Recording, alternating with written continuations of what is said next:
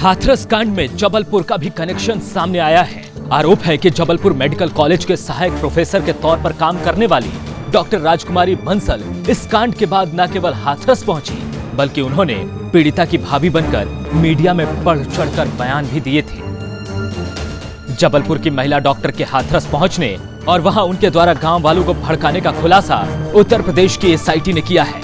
लिहाजा एसआईटी अब उनकी भूमिका की जांच करने वाली है। जानकारी मिली थी तो मैंने फार्माकोलॉजी विभाग की डेमोन्स्ट्रेटर प्रोफेसर डॉक्टर राजकुमारी बंसल के बारे में जानकारी प्राप्त की। डॉक्टर राजकुमारी बंसल 3 तारीख से 6 तारीख तक सीए की एप्लीकेशन देकर फार्माकोलॉजी विभाग में गई थी। उसने सिर्फ ये लिखा था कि मुझे बाहर जाने की अनुमति दी जाए। यूपी एसआईटी द्वारा निशाने पर लिए जाने के बाद जबलपुर की डॉक्टर राजकुमारी बंसल खुद मीडिया के सामने आई और अपनी चुप्पी तोड़ी। मैंने कब कहाँ बोला कि भाभी हूँ मैं, पहले मेरे वर्ड्स बताइए तभी मैं इस पर जवाब दे सकती हूँ। जब मुझे पता ही नहीं है कि मैंने क्या बोला तो मैं कैसे बोलूँगी? आप कुछ भी बोलोगे, बकवास करोगे तो मैं हर बात चैनल में लगातार बोला जा रहा था कि हमारे साथ उनकी भाभी मौजूद हैं और आपने उस समय उसको वहाँ विरोध नहीं किया। लगातार ये वीडियो उस समय चले, उस समय सारी चीज़ें सामने चली, जब लाइव चल रहा था सारे चैनलों में सारे लोगों ने देखा। उस समय आपने विरोध नहीं किया कि मैं इनकी भाभी नहीं हूँ, इनकी पड़ोसी हूँ या मैं इनसे मिलने आई हूँ। देखिए, आप भी यहाँ काम कर रहे हैं इतने साल से, कोई चैनल मुझे बात करके मुझे इंटरेक्ट करके नहीं बोल रहे हैं। अब वहाँ पर हजारों चैनल थे, मुझे नहीं पता कि कौन चैनल क्या टेलीकास्ट कर रहा है। अगर मुझसे पूछ के बोलते हैं कि अब मैडम आप क्या भाभी हैं, तो उस स्टेटमेंट पे आप बात करिए। कोई चैनल क्या बोल रहा है ये आपकी समझदारी से प्लीज उस पर रिप्लाई करिए। आप गए थे क्या वहाँ? आखिर क्या वजह थी? आप गए थे क्या?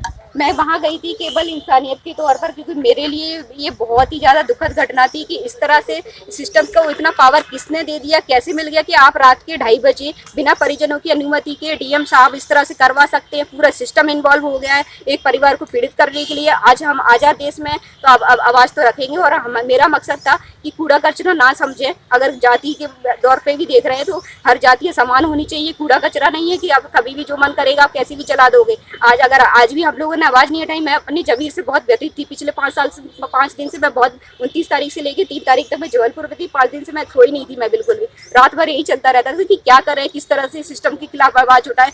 मुझे लगा कि नहीं यार, जमीन पर उतरना पड़ेगा, जाके वहाँ देखना पड़ेगा। और आप घर में बैठ के कुछ नहीं कर सकते। सोशल मीडिया आप देख लीजिए, मैं कितने पोस्ट डाले, एक दिन में 20 पोस्ट डाले। मैंने यहाँ पे कैंडल मार्च अरेंज की है, मैंने लोगों को इकट्ठा किया है कि आप कुछ तो करो। ज्ञापन दिलवाए हम लोगों ने यहाँ पे इतना कोशिश कर, पर मुझे यही समझ में आया 1-2 दिन में कि ज्ञापन देने से, कैंडल मार्च करने से ये लोग इतने संवेदनहीन लोग हैं कि इनको कोई फर्क नहीं पड़ता। इनको नहीं मतलब रहता, ये कूड़ा कचरा समझ रहे हैं। आज भी 21वीं सदी में आज की भी लड़कियों के साथ ये हो रहा है तो बड़ा दुखद है। और पूरा मीडिया एक हो जाता है, गलत को कभी भी गलत नहीं बोलता। तो जैसे कि पीएम साहब ने बोला था आत्मनिर्भर बनिए, तो मुझे लगा मैं मीडिया के भरोसे नहीं बैठूंगी, मैं खुद जाके देखूंगी कि सच्चाई क्या है। आप कितने दिन रुके? वहाँ क्या देख पाए? फॉरेंसिक डॉक्यूमेंट्स की आपने प्लीज 1 बाय 1 फॉरेंसिक डॉक्यूमेंट्स की आपने बात की, क्या आपने इनसे कर लूं? आप कब गई? मैं 3 तारीख की सुबह मैंने डिसाइड किया। फिर मेरे हस्बैंड ने देखा कि मैं देखता हूँ क्या रूट है, क्योंकि इससे पहले कभी मैं यूपी नहीं गई थी। तो उन्होंने रूट देखा तो उन्होंने बताया कि यहाँ से जब आगरा के लिए डायरेक्ट ट्रेन है। मैं आगरा तक पहुँची। फिर वहाँ से रात में मेरे वहाँ रिलेटिव्स हैं, उनको बोला कि मैंने उनको नहीं बताया मैं कहाँ जा रही हूँ। जैसे मैंने कहा मैं आई हूँ आगरा, मुझे कुछ काम है तो आप मुझे रिसीव करने आ जाओ। तो उन्होंने मुझे बुलाया। फिर मैं सुबह हाथरस के लिए बस पकड़ी और फिर मैं बस से गई। तो ये करीब 4 तारीख को मैं वहाँ पहुँची हूँ हाथरस। 11:20 पर मैं वहाँ पर चंपा कोतवाली पर वहाँ थी। ठीक है, वहाँ से फिर मैं पता करते कि लोग मुझे बहुत सारी पुलिस दिखी। मैंने कुछ है भी मेरे पास रिकॉर्डिंग, तो मैंने कहा जहाँ भीड़ जा रही होगी, जहाँ लोग जा रहे होंगे, शायद मुझे घर मिल जाएगा। तो इस तरह से मैं उनका साथ में चलती रही। कितने दिन रुकी, क्या देखा? मैं 4 तारीख को रुकी, 5 तारीख को रुकी, 6 तारीख के 2 बजे के आसपास थोड़ा सा माहौल ये था कि भाभी थोड़ा टेंस हो रही थी और भाभी की सिस्टर टेंस हो रही थी कि दीदी आपके आने से ना इनको बहुत प्रॉब्लम हो गई है, तो फिर दीदी अगर आप जाना चाहो तो चले जाओ। तो मैंने कहा ठीक है, क्योंकि वैसे भी मैं बहुत अर्जेंटली आई थी, मैं कुछ भी सामान नहीं लाई थी। मैं 3 दिन से एक ही सूट पहन के वहाँ घूम रही थी। तो मैंने कहा मेरा भी 10 साल का बेटा है, नहीं तो वो भी बहुत परेशान हो रहा है, तो ठीक है। मैंने कहा मैं निकल जाती हूँ। फिर सेम डे मेरे हस्बैंड ने मुझे, क्योंकि इससे पहले मेरे रिटर्न का था, 5 तारीख का रिटर्न का था, मुझे पता था कि 4 को तो मैं नहीं निकल पाऊंगी। मैंने 5 तारीख का कैंसिल करवाया, मतलब हुआ नहीं टिकट कैंसिल। लेकिन फिर 6 तारीख को दोबारा मेरे हस्बैंड ने टिकट करवाया। फिर मैं वहाँ से फिर निकल आई थी मैं 6 तारीख को। आपका नक्सली कहा जा रहा है, सब बेबुनियाद है, ये आपका ये स्पष्ट रूप से ये कहना है। बिल्कुल। और आपकी कॉल रिकॉर्ड भी की जा रही थी, ये भी? हाँ, ये मुझे आशंका हुई थी। मैंने अभी किसी चैनल को मैंने बताया कि मेरे एक परिचित का जो जबलपुर में है, उनका मिस कॉल पड़े थे 5 तारीख की डेट में शाम के। तो उन मिस कॉल को मैं अटेंड नहीं कर पाई थी, तो मैंने सोचा कि पूछती हूँ कि अर्जेंट काम, तो 6 तारीख की 9 बजे मैंने उनको बैक कॉल किया, तब उन्होंने बोला, अजीब सा बिहेव किया, हाँ बोलिए। तो मैंने कहा मैं डॉक्टर राजकुमारी बोल रही हूँ, आपने पहचाना नहीं? तो एकदम से सरप्राइज हो गए कि मैडम आप उज्बेकिस्तान कैसे चली गई? मैंने कहा मैं उज्बेकिस्तान में नहीं हूँ, मैं हाथरस में आई हुई हूँ। अरे मैडम आपका फ़ोन ऐसे हो रहा है, ऐसे शो हो रहा है। तो मैंने कहा आप बताइए, आप मुझे कितने समय से जानते हैं? मैडम अपन 2-3 साल से तो जानते हैं अपन। तो फिर मैंने बताई कि उज्बेकिस्तान में यानी कि टेम्परिंग हो रही है मेरे फ़ोन के साथ। मैं बहुत डर गई। फिर मैंने उसके बाद कल ही साइबर सेल में कंप्लेंट की है, कंप्लेंट की कॉपी है आपके पास, स्क्रीनशॉट भी रखा है कि मेरा फ़ोन ही किस तरह से उज्बेकिस्तान से कनेक्ट कर रहे थे। मेरे पास सेल रिकॉर्डिंग भी करी है, जिनके साथ मेरा कन्वर्सेशन हुआ, मैंने बताया उनको कि मैं रिकॉर्ड कर रही हूँ। आगे अगर कुछ भी मेरे साथ गलत कनेक्शन जोड़ते हैं तो मैं आगे आके बिल्कुल क्लियर करूँगी इस बात को। आप पे आरोप है कि भड़का रही थी आपसे पूछताछ के लिए या शायद आपको गिरफ्त में लेने के लिए, कितनी तैयार हैं आप और क्या अगला कदम रहेगा? बिल्कुल तैयार हूँ मैं, और जो वो जिसके लिए वो साबित करें, और मैं भी साबित करने के लिए रेडी हूँ। क्या भड़काने का आरोप है? किस तरह से भड़काने का? कि आपने परिवार को भड़काया है? किस तरह से भड़काना तो कोई भी बोल सकता है। मैं बोल रही हूँ आप मुझे भड़का रहे हो, किस तरह से भड़काने का? अब किस तरीके से देखती हैं पूरे मामले को? पहले जो है जो मामला बताया जा रहा था, अब कई नए एंगल सामने निकल कर आ रहे हैं, कई सारी चीजें अब दिखाई जा रही हैं, तो आप किस तरीके से देखती हैं पूरे मामले को? देखिए 6 तारीख तक मैं वहाँ पर थी, तो 6 तारीख तक का माहौल मुझे पता है, और मैं परिवार की सदस्य हूँ। मैं कमिट करके आई हूँ कि मेरा जिंदगी भर का रिश्ता है, जब बुलाएंगे मैं जाऊँ। तो परिवार की बिना सहमति के मैं परिवार की आंतरिक बातें 1% भी डिस्क्लोज नहीं करूंगी। ठीक है, जो हो रहा है वो सब देख रहे हैं, सिस्टम क्या कर रहा है, मीडिया क्या कर रहा है, सब देख रहे हैं, पूरा देश देख रहा है। तो जो बातें मुझसे रिलेटेड है केवल वही पूछे, परिवार की एक बात मैं इधर नहीं बोल सकती। नहीं, आपसे परिवार की बात नहीं पूछ रहे, आपसे ये पूछ रहे कि अब आप मीडिया में देख रहे होंगे लगातार, अब बहुत सारी चीजें निकल के आ रहे हैं, बहुत सारे एंगल निकल के आ रहे हैं, तो उस पर आपका क्या कहना है कि इसके लिए मैं कैसे बोल सकती हूँ? दूसरी बात, हाँ ये एक बात ये बहुत इंपॉर्टेंट है जो पूरे देश को पता होनी चाहिए। मेरे वहाँ पहुँचने से, मैं एक आम इंसान हूँ, आप सब देख सकते हैं, मेरे डिपार्टमेंट जाके चेक करिए, मेरा रिकॉर्ड देखिए प्रेजेंट का। आज भी मेरा लेक्चर था 11 से 12, मैं कोई फ़ोन नहीं ले रही थी, क्योंकि मैंने बोल के रखा था सर मंगलेश जी को कि मेरा भी कोई फ़ोन नहीं आना चाहिए 12 से पहले, मैं लेक्चर में बिजी हूँ। ठीक है, जब मैं जहाँ होती हूँ वो पूरा काम मैं पूरे डेडिकेशन से करती हूँ मैं।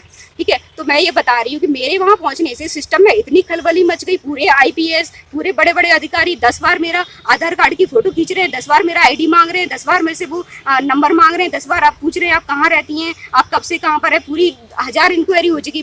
मुझे यकीन है कि मेरे डिपार्टमेंट भी आए होंगे, कॉलेज भी आए होंगे, मेरे घर पे भी इंक्वायरी की होगी इन लोगों ने। अब कनेक्ट कर रहे हैं कनेक्शन, तो पहले साबित करिए, फिर मैं अपना पक्ष रखूंगी। मैं मैडम आपने क्या पाया वहाँ जाके, क्योंकि अभी बहुत सारे एंगल ये सामने आ रहे हैं कि कोई बोल परिवार पर ही निशाने पर ले रहे हैं। आप मुझे स्टोरी पूछिए कि परिजनों ने क्या बोला इसके बारे में। लौट के मैंने अपनी खुद की क्लिपिंग बनाई थी, वो भी मैंने पूरी सोशल मीडिया में, व्हाट्सएप में, सब जगह सर्कुलेट की थी कि लोगों को पता होना चाहिए कि मैं खुद सच्चाई देख कर आई हूँ कि क्या चल रहा है माहौल वहाँ पे। तो आप मुझसे स्टोरी पूछिए कि क्या हुआ था, वो बता सकती हूँ। सामने वाला क्या एविडेंस कब क्रिएट कर रहा है, क्या प्लॉट कर रहा है, उसके लिए मैं जिम्मेदार नहीं हूँ, परिवार जिम्मेदार नहीं है। अब आगे ये लड़ाई मैं लड़ूंगी, मैं देश की बेटी होने के नाते मैं अनाउंस कर रही हूँ, जब भी मुझे वो परिवार बुलाएगा आप मुझे वहाँ पाओगे।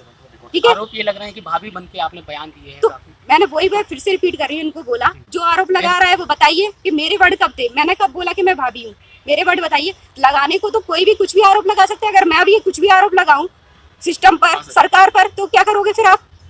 फॉरेंसिक एविडेंस आप देख पाई? आपने कहा मैंने केवल एक अलीगढ़ मेडिकल कॉलेज की एक रिपोर्ट में देख पाई थी, वो भी मेरे पास, उनके पास कोई भी पेपर नहीं थे परिवार के पास, वो मेरे पास सोशल मीडिया में किसी के थ्रू आई थी, उन्होंने बोला था कि मैडम ये देख लीजिए। तो उसमें मैंने देखा था वो अलीगढ़ मेडिकल कॉलेज की रिपोर्ट है। मैं पोस्टमार्टम रिपोर्ट देखना चाह रही थी, वो मुझे नहीं मिली। मेडिकल ट्रीटमेंट सीट देखना चाह रही थी, वो मुझे नहीं मिली। और सफदरजंग में क्या वो हुई थी, सफदरगंज में क्या क्या वो ट्रीटमेंट मिला, वो मुझे नहीं मिली, मुझे कुछ नहीं मिला। और मुझे डेथ सर्टिफिकेट नहीं मिला, कॉज ऑफ डेथ नहीं मिला मुझे।